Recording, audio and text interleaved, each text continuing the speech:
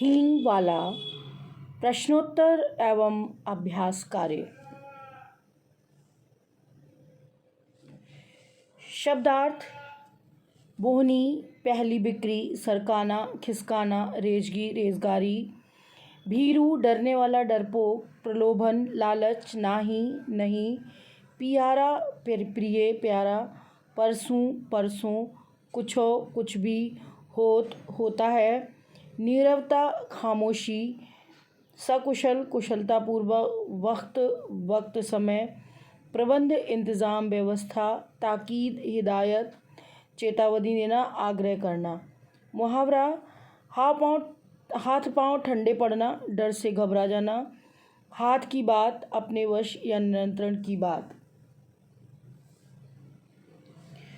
पाठबोध मौखिक प्रश्न: खान की आयु लगभग कितनी थी? उत्तर: खान की आयु लगभग 35 साल की थी। हींग वाला सावित्री से हींग लेने का आग्रह क्यों कर रहा था? हींग वाला सावित्री से हींग लेने का आग्रह इसलिए कर रहा था क्योंकि वह सावित्री के हाथ से बोहनी, पहली बिक्री करवाना चाहता था। हींग वाले ने किस भाव से कितनी हींग सावित्री को बेची? उत्तर: हींग वाले ने 7 पैसे में 1 तोला के भाव से 5 तोला हींग सावित्री को बेची। सावित्री की बेटी ने अपने भाई से क्या कहा? उत्तर: सावित्री की बेटी ने अपने भाई से कहा, तुम लोग लड़ो मत, मैं 30 पैसे ही ले लेती हूँ। दशहरे के दिन किसका जुलूस निकलने वाला था? दशहरे के दिन काली का जुलूस निकलने वाला था।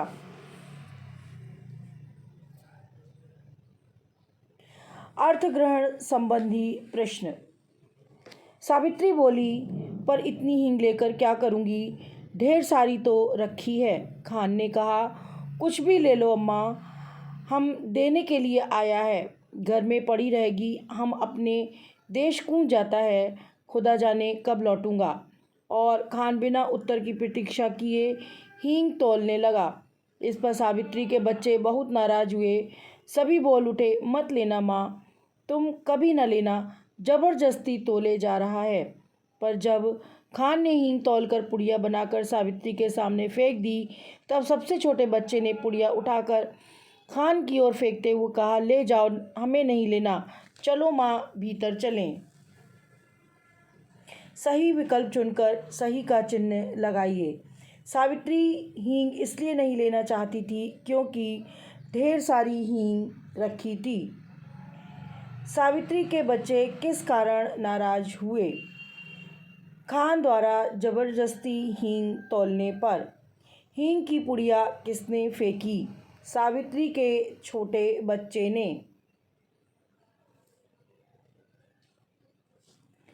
लिखित प्रश्न, लघु उत्तरीय प्रश्न। हींग बेचने वाला खान सावित्री के घर में कहाँ आकर बैठा?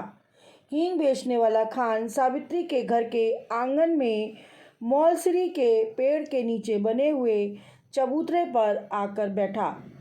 खान ने सावित्री से क्या आग्रह किया?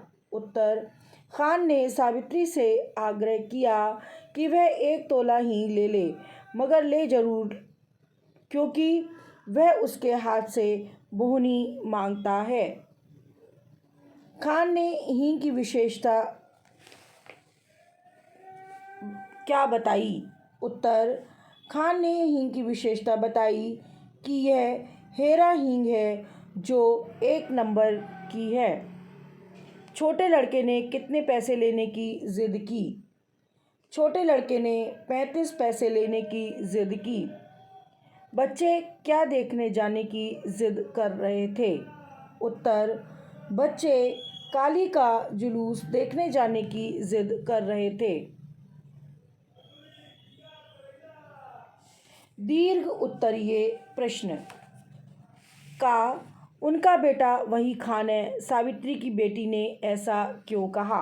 उत्तर: उनका बेटा वही खान है, सावित्री की बेटी ने ऐसा इसलिए कहा क्योंकि वह अपनी माँ पर व्यंग करते हुए ये कहना चाहती थी कि वे खान को बहुत ज़्यादा महत्व देती हैं तथा उसकी बात बहुत मानती हैं। प्रश्न खा, सावित्री ने बच्चों की नाराज़गी दूर करने के लिए क्या कहा? उत्तर, सावित्री ने बच्चों की नाराज़गी दूर करने के लिए माँ को कहा कि वह रुपया तोड़वाकर इन तीनों को 35-35 पैसे दे देंगी।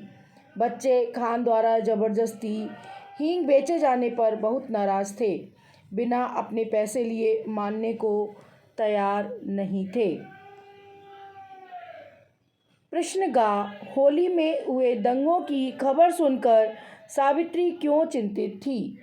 उत्तर, होली में हुए दंगों की खबर सुनकर सावित्री हींग वाले खान के लिए चिंतित थी, क्योंकि कई महीने बीत चुके थे पर हींग वाला नहीं आया था।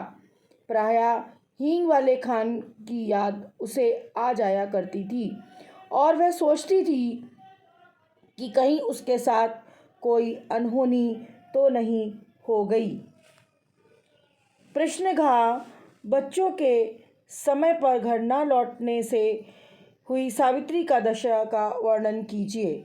उत्तर, मेले से बच्चों के समय पर घर न लौटने पर सावित्री को न भीतर चैन था न बाहर से। उसके हाथ पांव ठंडे पड़ गए। रह रहकर उसे अपने पर क्रोध आ रहा था कि बच्चों को क्यों भेजा। वह पागल सी हो गई और फूट फूट कर रोने लगी।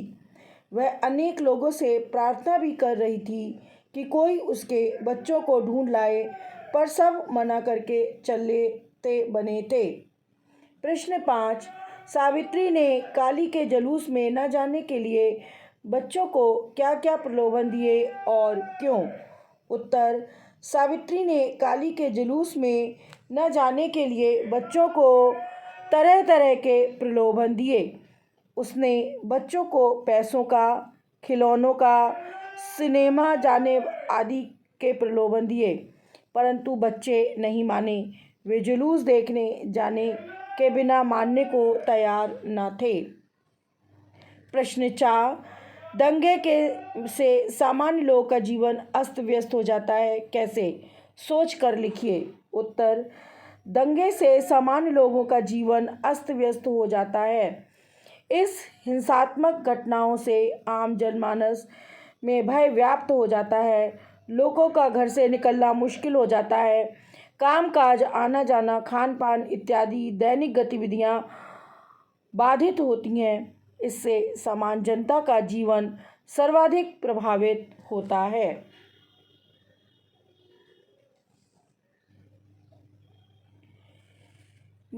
व्याकरण बोध, निर्देशानुसार उत्तर लिखिए। दिए गए शब्दों के समानार्थक शब्द लिखिए। रसोई घर, पाकशाला। खत्म, समाप्त। प्रतीक्षा, इंतज़ार। अम्मा, माता। सलाम, नमस्कार। प्रबंध, व्यवस्था, इंतज़ाम। अपनी कॉपी में नीचे लिखे मुहावरों का अर्थ लिखकर वाक्य बनाइए। हाथ पांव फूलना, घबरा जाना। वाक्य, बच्चों के समय पर वापस न लौटने पर माता घबरा गई और उसके हाथ पांव फूलने लगे। आसमान टूट पड़ना, अचानक मुसीबत में पड़ना। युवा पुत्र की मृत्यु से रामदीन के सर पर आसमान टूट पड़ा। हाथ पांव ठंडे पड़ना, भय से अशक्त हो जाना। आधी रात में डाकुओं को देखकर गृहस्वामी के हाथ पांव ठंडे पड़ गए।